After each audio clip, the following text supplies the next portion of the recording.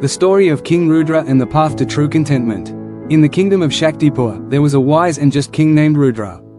King Rudra was known for his strength, courage, and determination. He had conquered many lands and gathered great wealth, but despite all his victories and material gains, he was not truly at peace. The king often found himself restless, seeking more land, more wealth, more recognition. No matter how much he achieved, there was always an emptiness inside him, a gnawing feeling that he had not yet found true happiness. One day, feeling particularly discontent, King Rudra summoned his chief advisor, the sage Narayan, to discuss the matter. The king sat in his royal court, his brow furrowed with worry, as he spoke to the sage. "Wise sage," King Rudra began, "I have conquered many kingdoms, accumulated vast treasures, and been revered by my people. Yet, I feel unsatisfied. The more I gain, the more restless I become. I do not understand why, despite all that I have achieved, I am not at peace. Please, tell me the secret to true happiness." Sage Narayan, who had long been the king's guide, listened intently to the king's words. After a long pause, he replied, "Your Majesty, the root of your discontent lies in your mind. You have been seeking external acquisitions, wealth, power, and territory, in the hope that they will bring you happiness.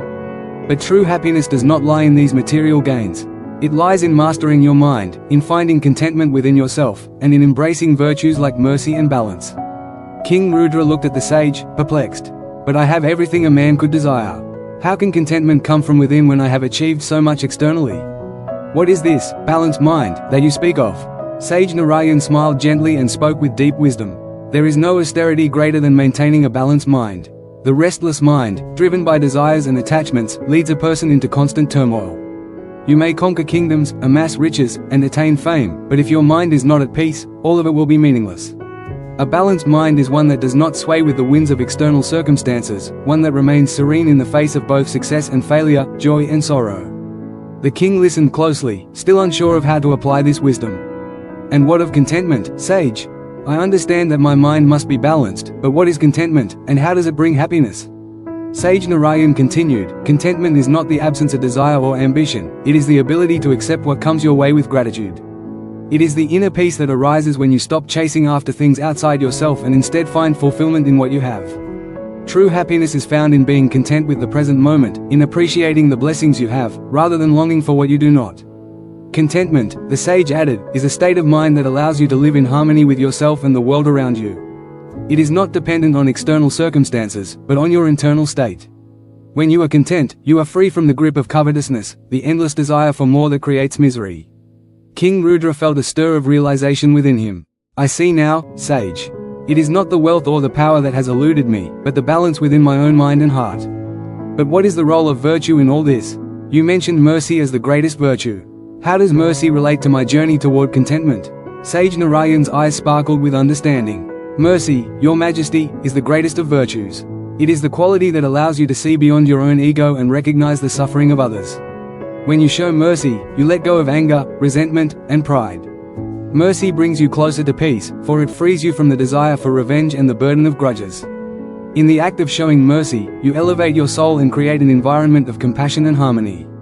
Covetousness, on the other hand," the sage continued, "is a disease that afflicts the mind. It is the constant craving for what others have, the belief that happiness lies in acquiring more. But like an illness, covetousness never satisfies, it only leads to frustration, anxiety, and sorrow. To be free from covetousness, one must cultivate contentment, for when you are content, you need nothing more than what you already have." King Rudra sat silently, deeply contemplating the sage's words.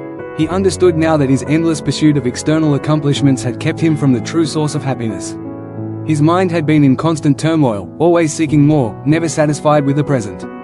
He had neglected the importance of mercy and balance, virtues that could guide him to inner peace. Determined to change, King Rudra began his journey of transformation. He took the time each day to meditate, calming his mind and focusing on gratitude for the blessings he had. He began to see the value in the relationships with his family, friends, and subjects, rather than in the accumulation of material wealth. He practiced mercy by forgiving those who had wronged him, and by helping those who were less fortunate. He stopped chasing after power and wealth, realizing that contentment and a balanced mind were far greater treasures. Over time, King Rudra's kingdom flourished in a new way. His people noticed the change in him. He was not only a wise and just ruler but also a compassionate leader who inspired loyalty and love. The kingdom prospered, not through military conquest or material gain, but through peace, cooperation, and mutual respect. The king's heart was at rest, and his mind was balanced. And so, King Rudra became a living example of the truth in the ancient teachings: there is no austerity equal to a balanced mind, and there is no happiness equal to contentment, there is no disease like covetousness, and no virtue like mercy. Through his journey, the king discovered that true success lay not in external conquests, but in mastering the inner world, finding balance, practicing contentment, and embracing the virtues of mercy and compassion. Thanks for watching. If you found this video insightful, don't forget to give it a like, share it with others who might benefit, and subscribe to the channel for more valuable content like this. Hit the bell icon so you never miss an update. See you in the next video.